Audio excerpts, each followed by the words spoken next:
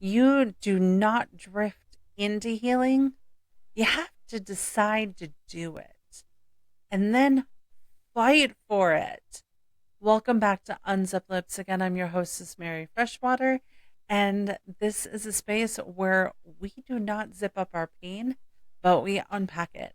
And today is no different when we are talking about healing being an active choice and not a passive process. Because if you are waiting for the right time to do the work, it's never coming. You'll just keep bleeding.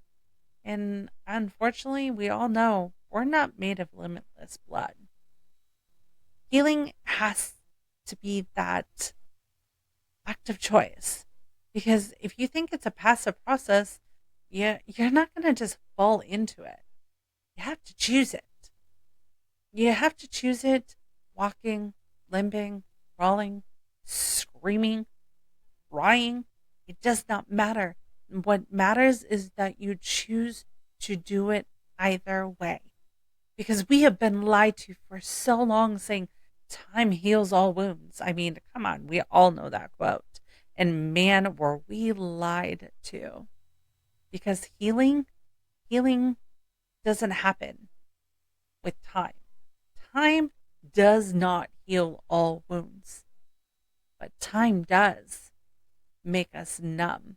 We get really good at numbing ourselves and using devices to do it, and they're not all healthy. Well, I haven't found a healthy one that numbs you out. Let me know if you do. But another thing that we get really good at with time is being a master of distractions. We keep ourselves so busy so we don't have to deal with our emotional and mental anguish. We get really good at it. I mean, I have met some amazing people that have a lot going on emotionally and mentally, but they are amazing workaholics and they are killing it. But they are an emotional mess when they become quiet. They don't know how to handle it because they are a master of distraction. Or my favorite, time does help you bury some stuff. When I was finally willing to heal and work through some stuff, I had an excavator in my backyard where my stuff was buried. But let's be honest about that. You only can bury things so far, and they always seem to find their way back up to the surface. So it's not very healthy. And when we all think about it, most of us, because of what we've been taught, we confuse time passing with healing happening. Time heals all wounds. Like I said, it lied to us because it's not the same. Time passing and healing happening, not even close to being the same. But I can tell you for a fact, trauma ignored is trauma internalized. It is going crazy in your nervous system because that pain that you silenced is pain stored within your body. And I'm pretty sure most people know the book now, the body keeps count. It's real. Your body carries everything that has happened to you until you learn how to release it and heal it. Healing happens when you say, I'm done with this. I'm not going to wait anymore. I'm going to do the work because I don't like this life. I want to build better. And you start working through it. Healing is how you stop living in that type of pattern because you're living in your wounds when you're not healed. But when you healed, you start living in a wisdom and in peace. Triggers don't just go away when you ignore them. They shrink from healing and understanding where they came from and why they're there. And you get to the root of why they exist in your nervous system. Because healing helps re regulate your body. When you're triggered, You're reacting from old pain. Your nervous system is saying something's not safe and is going back to fight or flight in survival mode and screaming at you that whatever happened has a very unhealthy outcome, and it's screaming at you. And the only way you can get it to calm down is to heal so it responds from present truth and not your old trauma. Also, healing gives you space between something happening and our fast mouth. I mean, my sarcasm's still on point, but that's just kind of who I think I am at this point.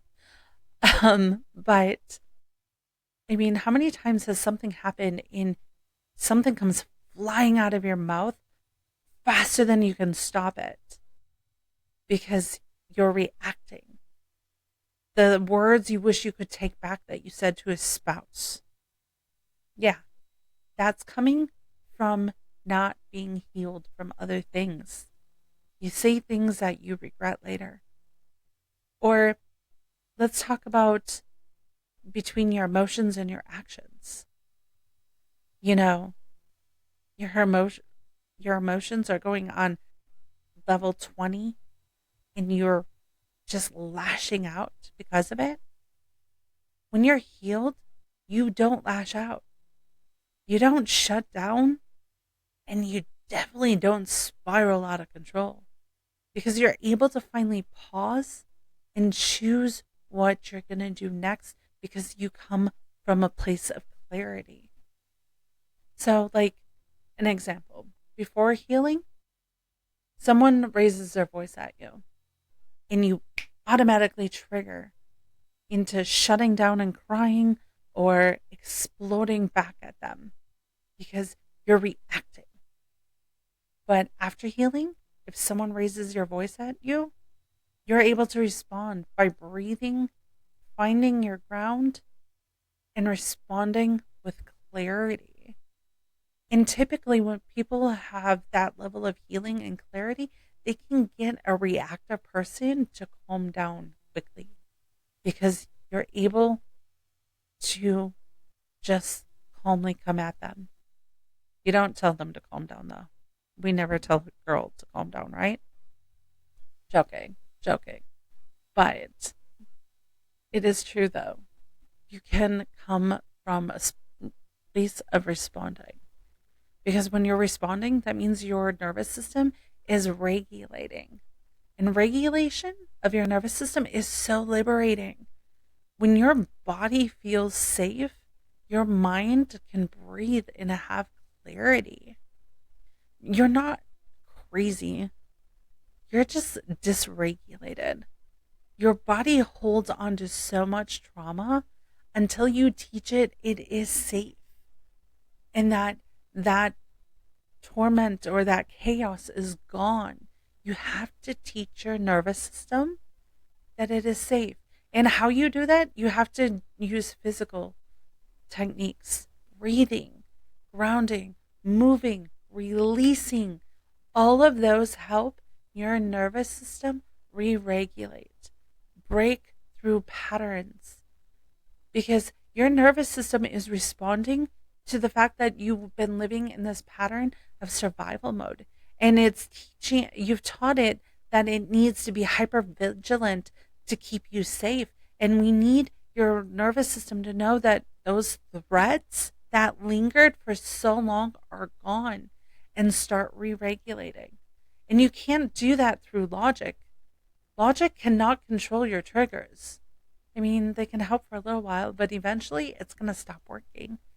You have to re regulate. You have to break the patterns. And you can't break that without healing.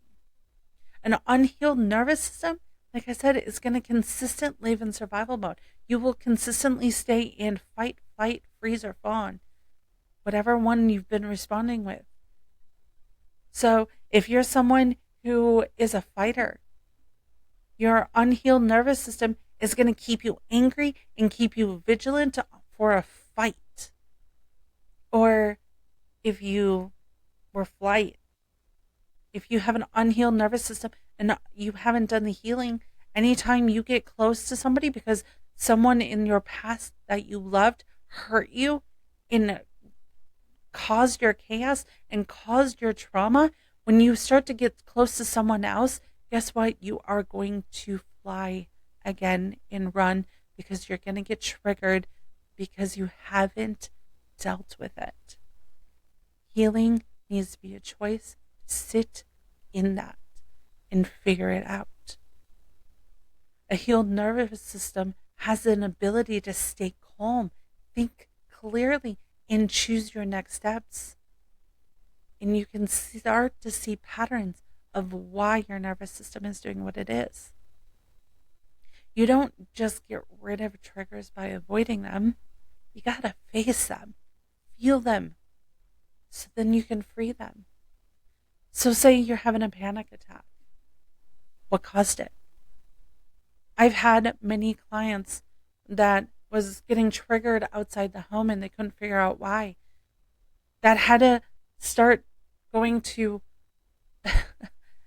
the corner of a room and look around and figure out what felt unsafe. And figure out what felt safe, what didn't feel safe, and start the process of healing and understanding why they were triggered, what was happening. So then they could unpack it and heal it and then move forward without having that dysregulation continue. And when you're passive, you just prolong your pain in pretending to be patient. Being passive doesn't help you move through triggers or help them subside. No, instead, being passive keeps you stuck in a cycle you keep saying you want out of, but you're doing nothing to get out of it. Being passive, to be very honest, is self-abandonment masked as coping. If you're waiting for the right time, the right person, the right breakthrough, you're gonna just wait your life away. Or maybe this can be your breakthrough. Now understanding that time that you've been told time heals all wounds, now hearing that that is not true, that you need to choose it, maybe this can be your breakthrough where you can choose healing and you can become better than what you've ever anticipated. Because if you're like me, when I was unhealed, I did not like where I was sitting. I did not like the life that I was stuck in. I didn't like the patterns, the lifestyle, the chaos. You have to choose it. So stop saying you're going to deal with it later and it's not that bad or this is just the way I am. No, you are better than that and you deserve better than that. I'm not going to lie, though, healing is ugly. It's hard. And it can be so lonely because you need that alone time to feel what you're going to feel and work through it. But staying the same, I'm sorry, that's killing you slowly. You can't wait for a better life. You have to build it. You have to choose to build it. And it's so worth it. Healing is not a feeling. It's a decision. It's a commitment you make every single day. And you won't always want it. Let's be real. Lonely sucks. It's easier to have chaos. And it's easier to be on autopilot because it's familiar and it's comfortable. Because no one wants to be the pilot of a plane that they feel like is crashing. Because let's be real, healing is unknown. It's unfamiliar. And it's not easy. You won't always want it. You'll avoid it at times. You'll suppress and numb out again. But decide to heal anyway. It's not about motivation, by the way. It's about commitment. Nobody can do it for you. You need to be your own hero because no one's going to be your superhero. And you have to want peace more than comfort, because once you choose peace and once you choose healing, there's no turning back. There's no better feeling. It's worth it. So, last bit of truth is, if you're still reacting, you're still running, you're still hurting, that doesn't mean you're broken. It just means you haven't chosen healing yet. But you can. And when you do, man, everything changes. When you choose healing and you choose regulating your nervous system and you choose being grounded and you choose you, everything changes. How you view people changes. How you view your time changes. Your values change. And all of it is for the better. I wish I had chosen my healing journey younger.